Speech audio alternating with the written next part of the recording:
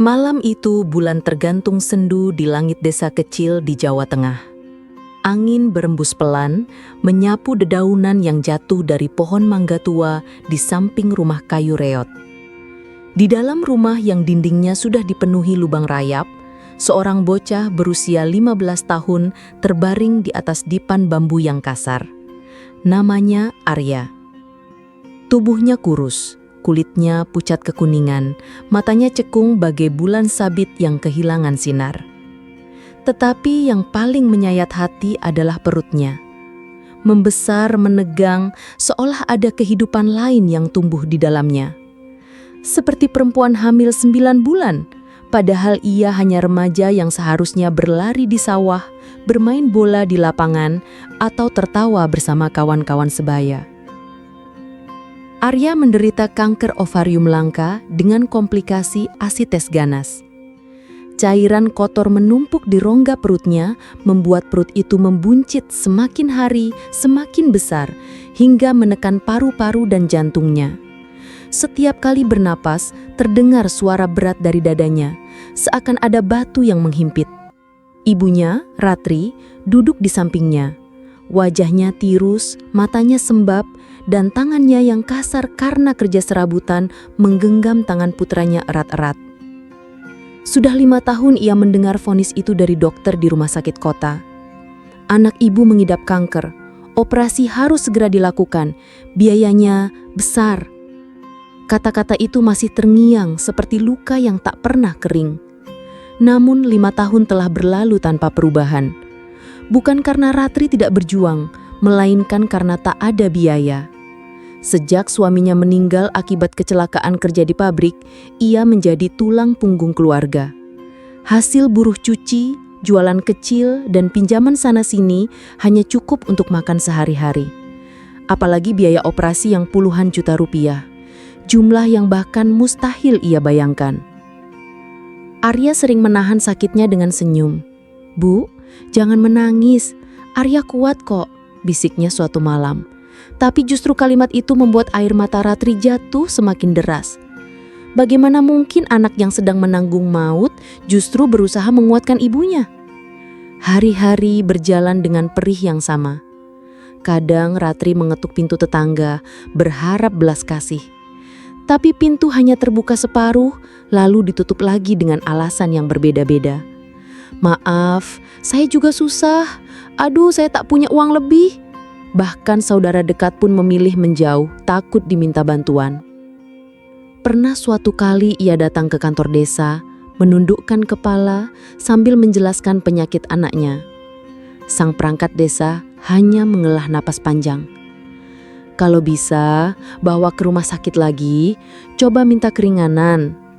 Kata-kata itu terasa kosong, karena ia tahu rumah sakit sudah berkali-kali menolak Arya. Alasannya sama, tunggakan biaya yang menumpuk. Maka ketika tubuh Arya semakin lemah, rumah sakit justru mengeluarkannya. "Kami tidak bisa menanggung pasien tanpa jaminan biaya," ujar seorang perawat dengan wajah dingin. Ratri hanya bisa menunduk, menahan tangis, menggendong anaknya yang hampir pingsan untuk pulang ke rumah. Malam itu, Ratri bersujud di tikar tipis. Doanya panjang, tertatih, penuh air mata. "Ya Allah, aku tak sanggup lagi. Jika negeri ini menutup mata pada penderitaan anakku, bukakanlah pintu lain. Jangan biarkan Arya pergi tanpa pernah merasakan hidup yang layak." Langit diam, hanya suara jangkrik menemani. Tetapi di dalam hati Ratri, doa itu bergetar begitu dalam, seakan terbang menembus batas rumah reot, menembus langit malam, dan mengetuk pintu-pintu takdir yang masih terkunci. Arya terbangun sebentar, menatap ibunya dengan mata sayu. "Bu, jangan tinggalkan Arya ya," katanya pelan. Ratri cepat-cepat mengusap air matanya dan tersenyum palsu. "Ibu tidak akan pergi, Nak. Ibu selalu di sini."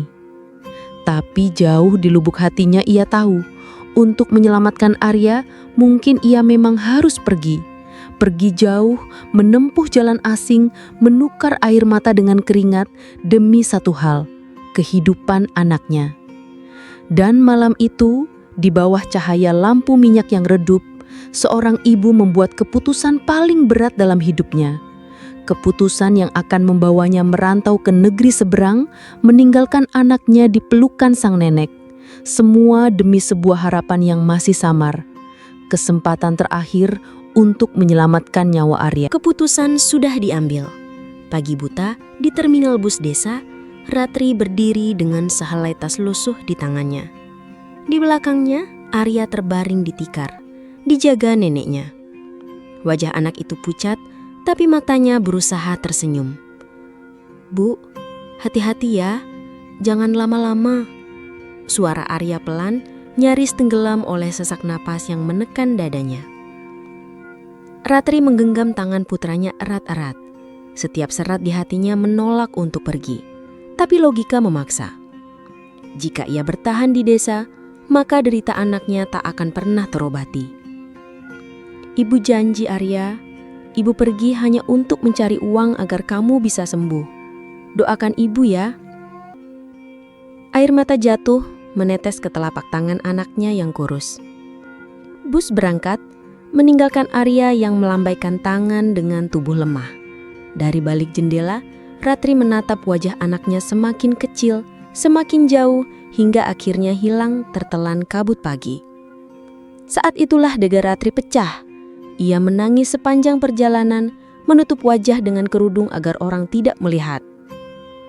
Beberapa minggu kemudian, Ratri menjejakkan kaki di Kuala Lumpur, negeri yang asing baginya tapi penuh janji harapan. Ia diterima bekerja sebagai babysitter di keluarga kaya, menjaga seorang anak perempuan berusia 5 tahun bernama Aira. Rumah besar dengan dinding putih dan halaman luas itu terasa seperti istana dibanding gubuknya di desa. Hari-hari pertama penuh canggung. Aira kerap menangis bila ditinggal ibunya, sulit makan dan keras kepala. Namun Ratri sabar, merawatnya dengan penuh kasih seolah Aira adalah darah dagingnya sendiri.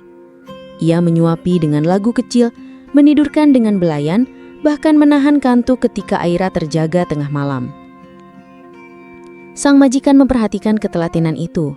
"Kamu sabar sekali, Ratri. Tak mudah menjaga anak seperti Aira," ucapnya suatu sore. Ratri hanya tersenyum, menyembunyikan alasan sebenarnya mengapa ia mampu bersabar, karena ia membayangkan Arya di setiap wajah Aira. Gaji awalnya adalah 8 juta rupiah, setara dengan 8 kali lipat apa yang bisa ia dapat di Indonesia. Uang itu segera dikirimkan ke kampung. Nenek Arya membelikan obat pereda nyeri, vitamin, dan sesekali membawa Arya ke klinik. Meski jauh dari kata cukup, setidaknya Arya tak lagi hanya menahan sakit tanpa apa-apa. Setahun berlalu, karena kesungguhannya, gajinya naik menjadi 12 juta rupiah. Betapa terkejutnya ia mendengar jumlah itu. Di Indonesia, seorang pengasuh anak paling tinggi hanya diberi 2 juta, paling banyak 2,5 juta. Perbedaan itu bagai langit dan bumi. Malaysia benar-benar memberi penghargaan pada tenaga kerja dengan adil. Namun kebahagiaan itu bercampur pilu. Setiap kali menerima gaji, Ratri menangis di kamar. Uang yang ia genggam terasa seperti darahnya sendiri. Ia ingin pulang, ingin memeluk Arya, tapi ia tahu waktu belum tepat. Arya harus kuat menunggu sampai cukup biaya terkumpul untuk operasi besar. Malam-malam sunyi sering menjadi saksi kerinduan yang tak tertahankan. Ratri menatap foto kecil Arya yang selalu ia simpan di bawah bantal. "Nak, tunggulah sebentar lagi. Ibu bekerja di sini demi hidupmu, demi senyummu kembali." Di sela kepenatan bekerja, Ratri sering termenung melihat perbedaan hidup di negeri jiran. Jalan-jalan bersih, rumah sakit tampak rapi dan modern, dan orang-orang menatapnya tanpa merendahkan statusnya. Hatinya berdesir, seandainya Arya dirawat di sini, mungkin ia tidak akan diperlakukan seperti sampah hanya karena tidak mampu membayar. Namun bayangan itu segera ia tepis. Yang nyata kini adalah kerja keras, mengirim uang tiap bulan, dan menjaga agar Aira sehat. Ratri sadar, setiap butir peluh yang jatuh dari tubuhnya di Malaysia adalah doa yang ia titipkan untuk kesehatan Arya di kampung halaman. Dan di setiap akhir malam, setelah Aira tertidur pulas, Ratri menengadah ke langit Kuala Lumpur. "Ya Allah, jangan biarkan perjuangan ini sia-sia. Jangan biarkan aku kembali dengan tangan kosong. Hidupkanlah anakku, walau aku harus mati di negeri orang." Air matanya jatuh diam-diam, menyatu dengan doa yang menggantung di udara kota asing itu. Malaysia mungkin bukan tanah kelahirannya, tetapi di negeri inilah Ratri menemukan secerah harapan yang tidak ia temukan di tanah air sendiri. Malam itu, Kuala Lumpur seperti biasa. Jalanan penuh lampu neon, deru kendaraan masih riuh meski jarum jam sudah melewati angka 10.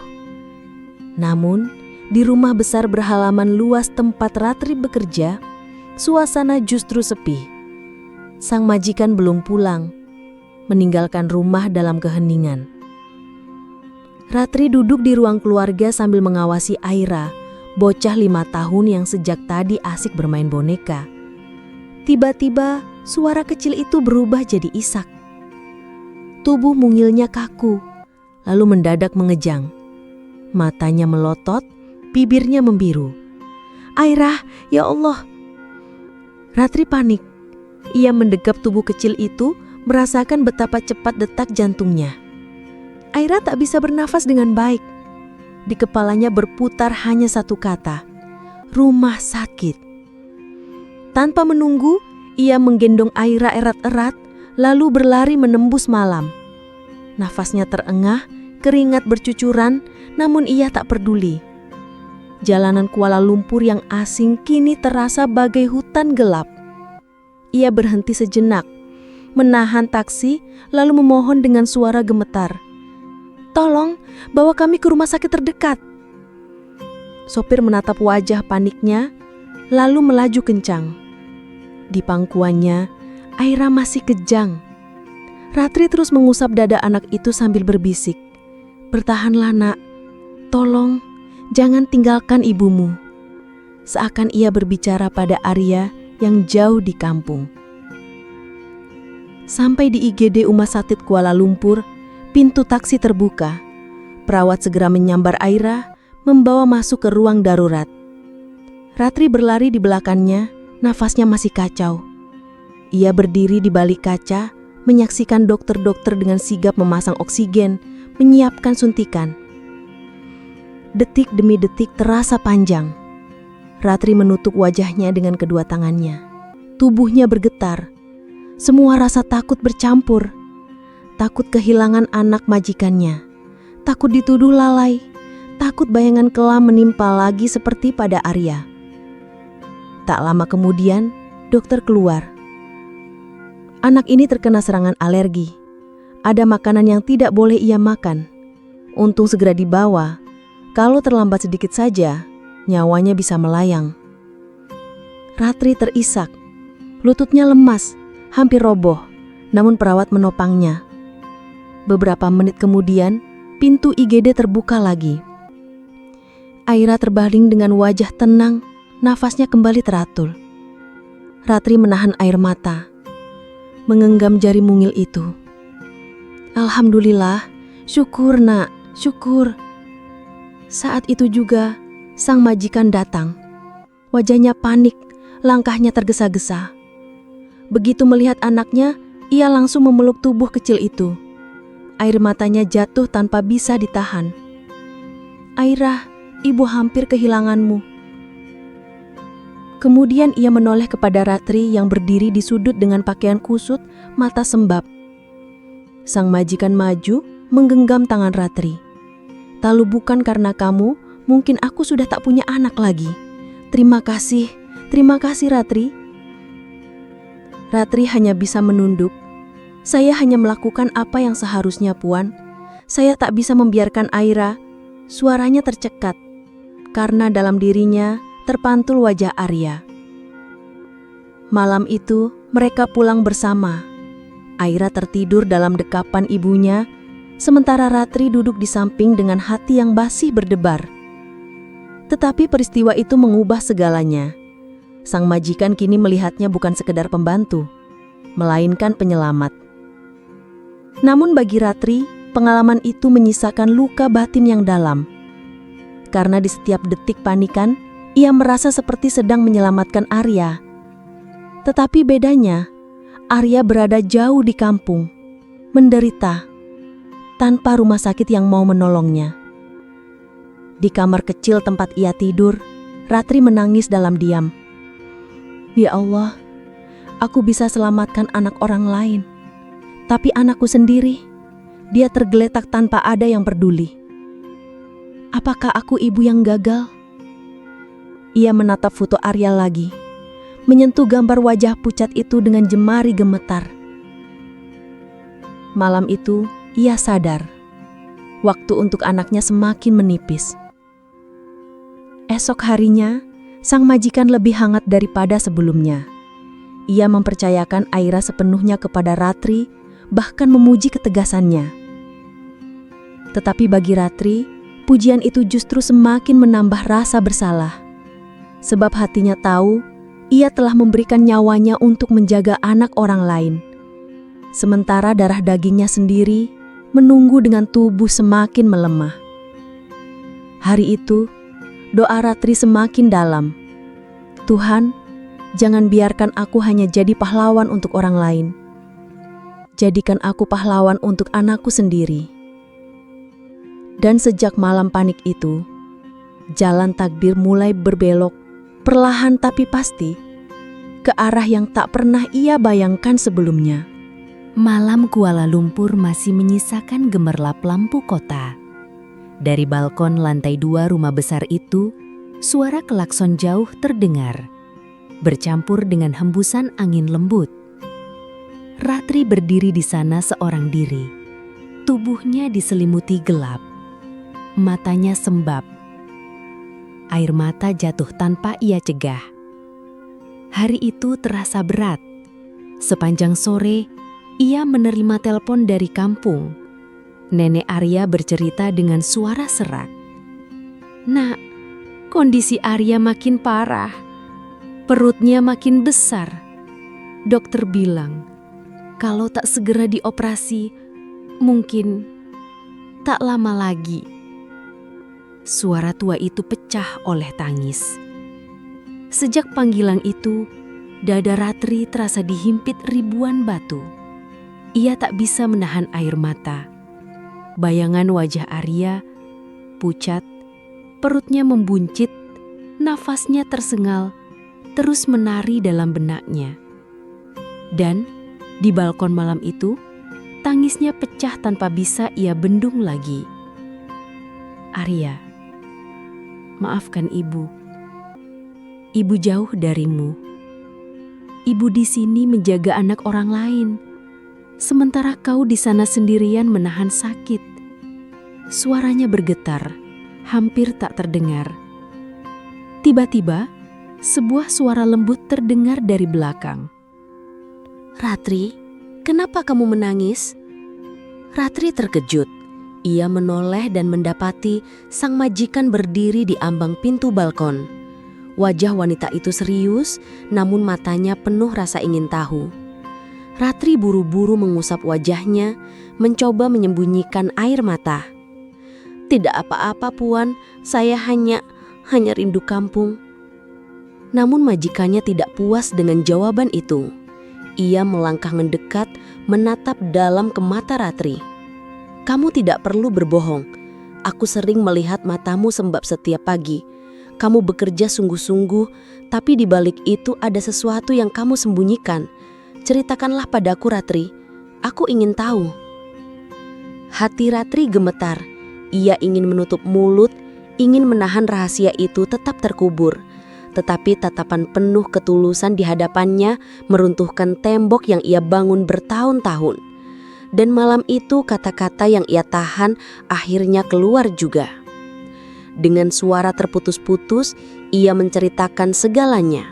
Tentang Arya yang divonis kanker ovarium dengan askites ganas, tentang perut bocah itu yang membesar seperti perempuan hamil, tentang rumah sakit yang menolak karena tak ada biaya, tentang suaminya yang sudah meninggal, tentang jerih payah merantau ke Malaysia hanya untuk mengirim uang sekadar membeli obat pereda sakit. Air mata Ratri jatuh semakin deras saat ia mengisahkan bagaimana Arya sering berkata, "Bu, jangan tinggalkan aku. sementara ia terpaksa pergi meninggalkan anak itu di kampung. Sang majikan terdiam lama, wajahnya pucat, matanya berkaca-kaca. Kemudian ia melangkah maju dan memeluk Ratri erat-erat. "Ya Allah, Ratri, mengapa kamu memendam semua ini sendiri? Mengapa kamu tak pernah bercerita dari awal?" Ratri isak di bahunya. "Saya malu, Puan. Saya tak ingin dianggap memanfaatkan kebaikan orang lain. Saya hanya ingin bekerja dengan jujur. Jika saya bisa kumpulkan uang lebih banyak, mungkin Arya masih bisa diselamatkan." Majikannya menahan tangis, lalu menggenggam tangan Ratri kuat-kuat. "Mulai malam ini, kamu tidak sendiri. Aku akan bantu. Semua biaya pengobatan Arya, biar aku yang tanggung. Aku tidak akan biarkan seorang anak mati hanya karena uang." Kata-kata itu bagai petir yang menyambar sekaligus cahaya yang menembus kegelapan hati Ratri. Ia isak semakin keras memeluk tangan majikannya. "Puan, saya tak tahu bagaimana harus berterima kasih." "Cukup doakan anakmu segera sehat, itu saja," jawab majikannya lirih. Hari-hari setelah itu berubah drastis. Sang majikan langsung mengurus banyak hal. Tiket pesawat, surat izin masuk, hingga rumah sakit terbaik di Kuala Lumpur. Ia bahkan menghubungi yayasan kesehatan agar proses pengobatan Arya bisa dipercepat. Ratri merasa seolah beban besar yang selama ini menindih pundaknya tiba-tiba terangkat. Untuk pertama kalinya dalam bertahun-tahun, ia melihat harapan yang nyata. Harapan bahwa Arya bisa benar-benar dirawat dengan layak, tanpa lagi dihina karena tidak mampu membayar. Namun jauh di lubuk hatinya, Ratri juga dihantui ketakutan, apakah semua ini tidak terlambat? Apakah waktu masih cukup? Malam itu, ia kembali sujud di tikar kecil kamarnya, menangis penuh syukur. "Ya Allah, Engkau kirimkan penolong lewat tangan manusia asing. Jangan biarkan aku kehilangan anakku. Jangan biarkan semuanya terlambat." Waktu memang kejam. Ia berjalan tanpa menoleh ke belakang, meninggalkan manusia yang berlari tertatih mengejarnya. Dan bagi Ratri, waktu telah merenggut hampir seluruh harapan. Hari itu, Arya tiba di Kuala Lumpur setelah perjalanan panjang yang melelahkan. Tubuh bocah 15 tahun itu semakin kurus, tulangnya menonjol. Kulitnya pucat kekuningan dan perutnya masih membuncit oleh cairan kanker ovarium yang tak terkendali. Saat ibunya menjemput di bandara bersama sang majikan, semua orang menoleh iba. Namun bagi Ratri hanya satu yang ia lihat. Anaknya, darah dagingnya, masih hidup, masih bisa ia peluk. Begitu tiba di rumah sakit, rangkaian pemeriksaan segera dilakukan. Dokter spesialis menjelaskan dengan bahasa yang hati-hati, namun tetap menusuk. Penyakit Arya sudah sangat lanjut. Cairan di rongga perut telah terlalu banyak. Organ-organ melemah, tubuhnya tak lagi mampu menahan beban. "Kami akan berusaha sebaik mungkin, tetapi harap ibu bersiap dengan segala kemungkinan," kata sang dokter lirih. Hari-hari itu menjadi hari-hari penuh tangis dan doa. Ratri tidak pernah melepaskan tangan Arya. Seakan genggaman itu adalah tali terakhir yang mengikat jiwa anaknya dengan dunia. Sang majikan selalu hadir, duduk di samping ranjang, menenangkan dengan kata-kata lembut, bahkan ikut meneteskan air mata ketika melihat bocah itu menahan sakit. Hari pertama, Arya masih bisa tersenyum kecil. Ia menatap wajah ibunya lalu berbisik, "Bu, aku senang akhirnya bisa lihat ibu lagi. Aku gak sendirian." Senyum itu rapuh, tapi cukup untuk menghangatkan hati Ratri. Hari kedua, bicaranya mulai tersendat. Suaranya pelan, kadang tak terdengar. Setiap kali hendak berkata, ia berhenti untuk menarik napas panjang. Ratri mengusap keningnya dengan air mata berlinang, sembari terus membisikkan doa. Hari ketiga, nafasnya semakin pendek, dadanya naik turun cepat. Dokter menambahkan selang oksigen, namun wajah Arya semakin pucat. Ia menggenggam tangan ibunya dengan lemah, seolah berkata tanpa suara, "Jangan lepaskan aku, Bu." Hari keempat, subuh menjelang. Dari masjid dekat rumah sakit, suara azan berkumandang. Lembut menusuk hati. Saat itulah Arya tiba-tiba menarik napas panjang. Matanya terpejam, tubuhnya tenang, dan setelah itu diam untuk selamanya. Jeritan Ratri memecah ruang rawat. Ia memeluk tubuh anaknya yang sudah dingin, mengguncang-guncangkannya seakan memaksa agar jantung kecil itu berdetak lagi. "Bangun, Nak. Tolong bangun. Jangan tinggalkan ibu. Arya, ibu mohon. Jangan pergi." Tangisnya pecah. Tubuhnya gemetar. Dunia seakan runtuh di sekelilingnya. Namun hening tetap menguasai, hanya menyisakan tubuh kaku sang anak dalam dekapannya. Sang majikan yang sejak tadi berdiri tak jauh ikut menangis. Ia merangkul bahu Ratri, membiarkan wanita itu menumpahkan segala pilu di dadanya. "Ratri, jangan merasa sendiri. Kau tidak kehilangan segalanya. Malaysia ini akan selalu menjadi rumah bagimu." Kata-kata itu sederhana, tapi bagi Ratri seperti pelukan dari langit. Meski hatinya koyak, ia tahu masih ada tangan yang menggenggamnya di saat terlemah. Pemakaman dilakukan dengan sederhana di sebuah tanah lapang di pinggiran Kuala Lumpur. Tidak banyak yang hadir, hanya beberapa kerabat majikan, tetangga, dan teman sekerja Ratri. Namun, setiap wajah memancarkan ketulusan. Bendera kecil Malaysia berkibar di kejauhan, seakan menyaksikan bahwa negeri ini menerima Arya dengan penuh kasih. Ratri duduk di tanah memeluk gundukan makam yang baru ditutup. Air matanya jatuh membasahi tanah mirah. "Anakku, doa ibu mungkin tak mampu menahanmu di dunia. Tapi doa ini akan selalu mengiringimu ke surga. Tidurlah dengan tenang, Nak." Sang majikan berdiri di samping, ikut menunduk, ikut berdoa. Di matanya, Ratri bukan lagi sekadar pekerja, melainkan saudara. Dan dalam pelukan negeri seberang ini, Ratri menemukan satu kebenaran pahit, bahwa doa memang tidak selalu terjawab sesuai harapan, tapi selalu berbuah keindahan dalam bentuk lain, cinta, persaudaraan, dan ketulusan yang melampaui batas bangsa. Sejak hari itu hidup Ratri berubah. Ia memang kehilangan anaknya, tetapi ia tidak lagi merasa sendirian. Malaysia memberinya tempat untuk menangis, sekaligus tempat untuk berdiri kembali. Dan setiap kali azan subuh bergema, ia teringat detik terakhir Arya, lalu berbisik lirih sambil menatap langit. "Tidurlah, Nak.